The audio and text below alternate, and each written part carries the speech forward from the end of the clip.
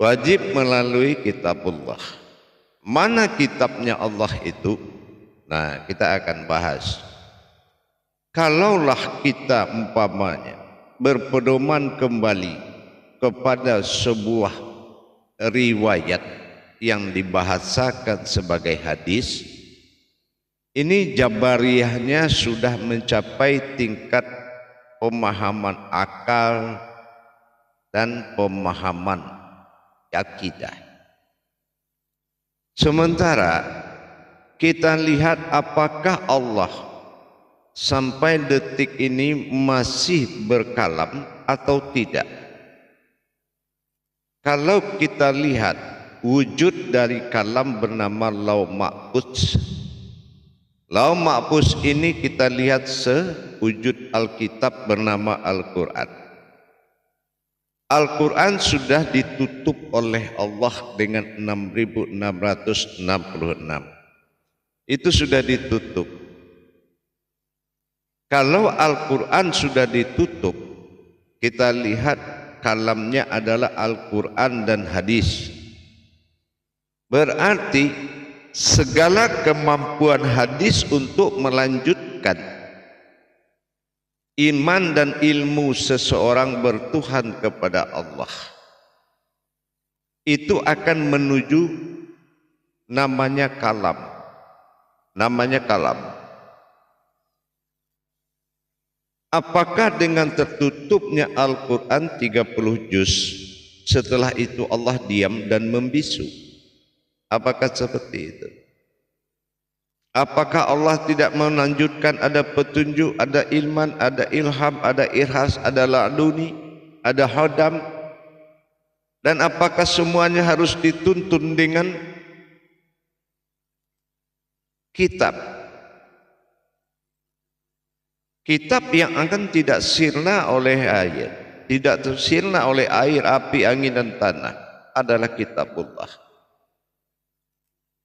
Kalau dasar tauhid kita ada, maka kita akan selalu berhubungan dengan Allah 24 jam sesuai dengan tekanan atau kodrat dari syahadat 24 kalam.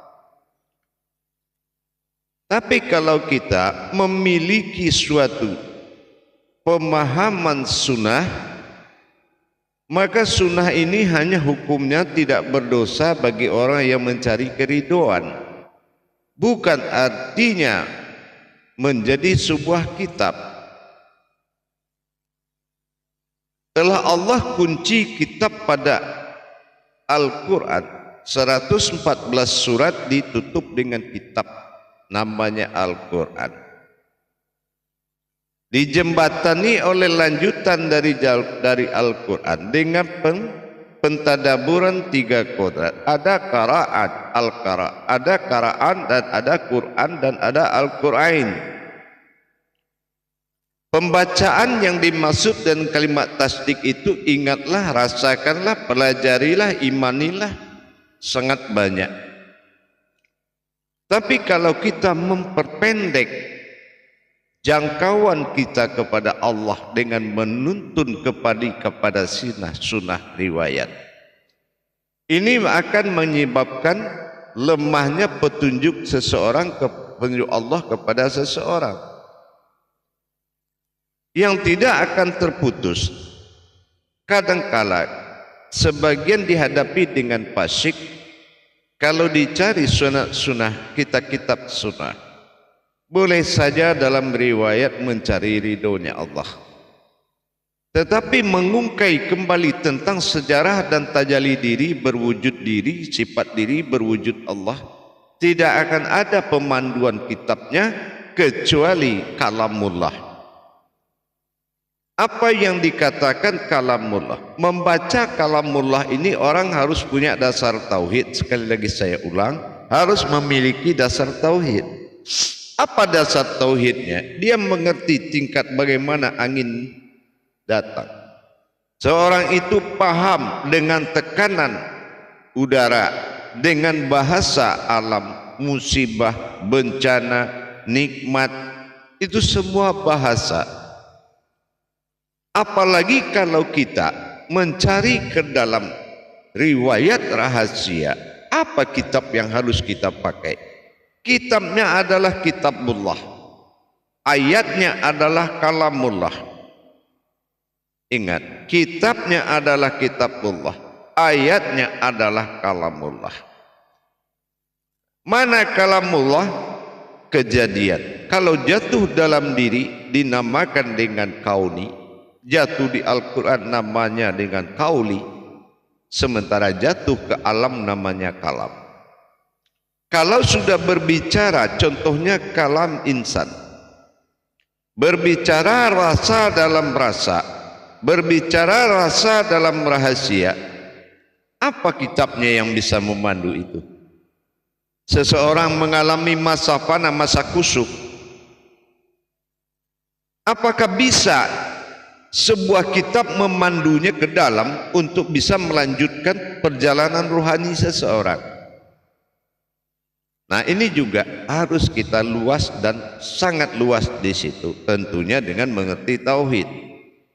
Kalau memang dirinya belum terhubung tauhid kepada Allah, tapi mendapatkan tuntunan akal, tuntunan akidah, bagaimana bisa menghadapi arasnya Allah yaitu mati, menghadapi arasnya Allah yaitu hidup?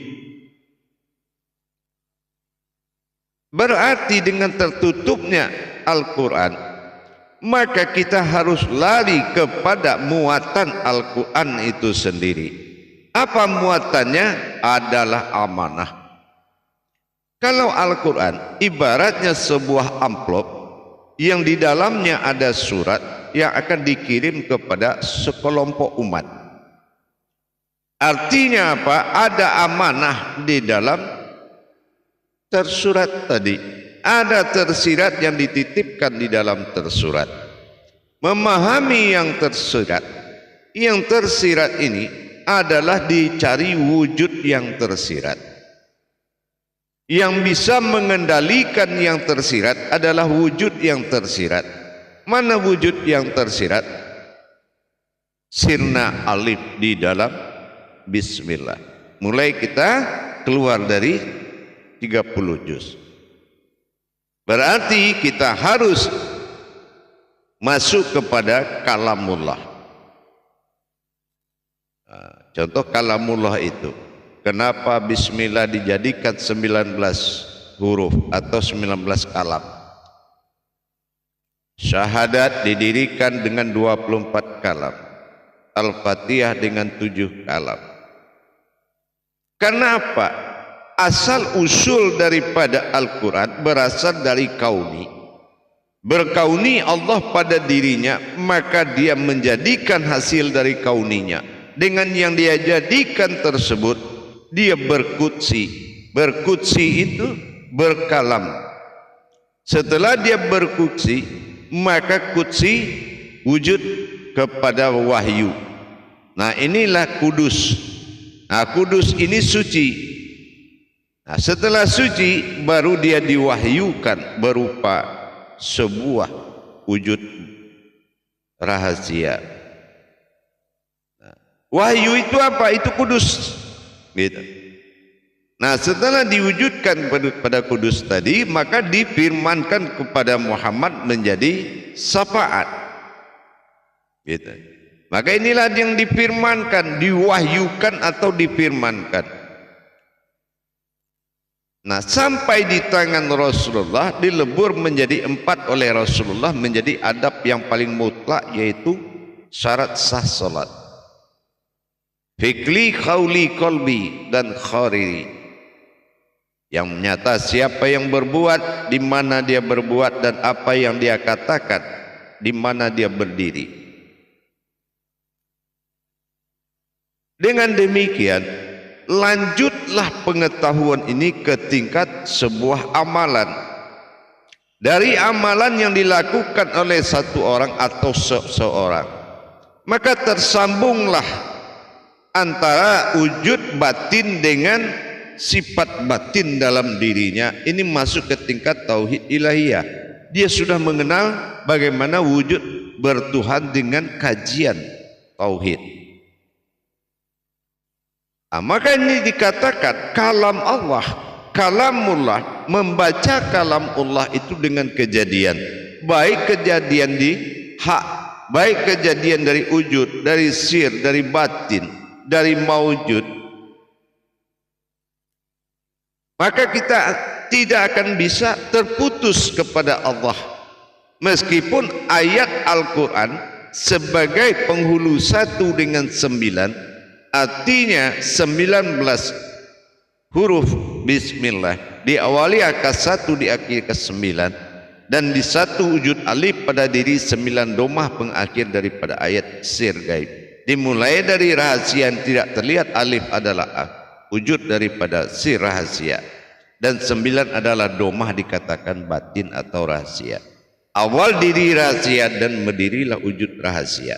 Nah ini, apakah ada kitab yang bisa memandu ke situ? Kalau ada, apa kitabnya? Yang nyata adalah tajalinya hitungan dan bilangan kitabullah. Mana yang dikatakan kitabullah?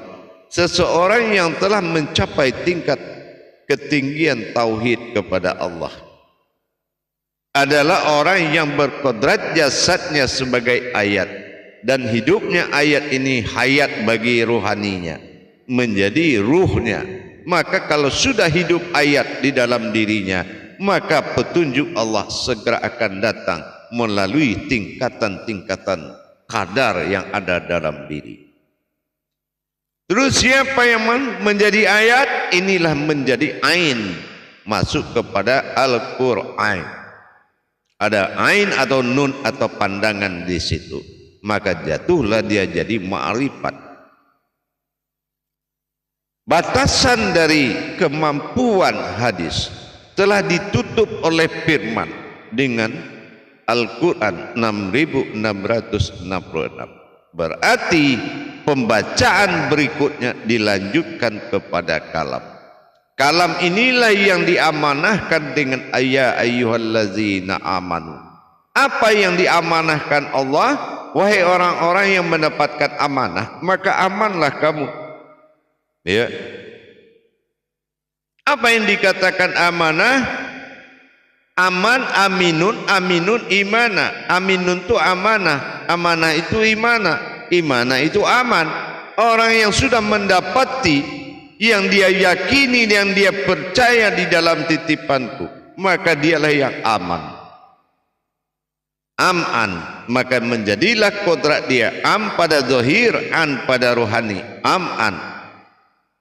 Itu yang dikumandangkan oleh surat Al-An'am, yang dikodratkan oleh Al-Fatihah, an'amta alaihim.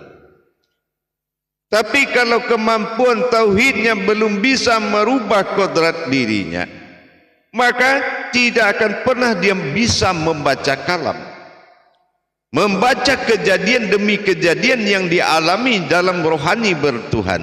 Kalau jasad tidak akan bertuhan, tapi rohani dia akan bertuhan. Jasad itu penampakan wujudnya Tuhan. Jadi dengan demikian, kita lebih memahami dulu uluhiyahnya sebuah tauhid. Jadi kalau kita ingin mendapatkan perjalanan itu, tentulah kita harus memahami tauhid. Bagaimana kita mendapatkan kalam. Di sini kita sering mendengar atau sebuah pemahaman, kalau sudah tingkatnya kepada kalam, itu dikatakan sesat. Ya, itu dikatakan sesat. Kenapa? Karena dia tidak mampu memahami tauhid. Karena dia tidak bisa membaca kalam, sunnahnya tertutup. Karena Al-Quran sudah menutup dengan 4 kali 6, maka tertutuplah pengalaman tentang Tuhannya ke depan. Kalau dia tidak tahu apa itu kalam. Dengan kita meningkatkan pemahaman apa itu kalam, maka hubungan rahasia, rasa, wujud, batin, semua akan bisa menjadi tauhid kepada Allah. Kalaulah andainya kita bisa memunculkan setiap perbuatan baik kepada Tuhan berupa kitab, ini akan sangat banyak sekali. Berdoa tengah malam beda judul doa, beda kitab. Berdoa tengah hari beda kitab. Ini akan membuat kerancuan. Tapi dengan batasan menundukkan akal menuju akidah, menundukkan akidah kepada iman dan mengajak iman bertajali kepada ilmu. Boleh. Semua dituntun oleh hadisnya Rasulullah sallallahu alaihi wasallam. Tapi yang dikatakan hadisnya Rasulullah apa? Inilah kalam.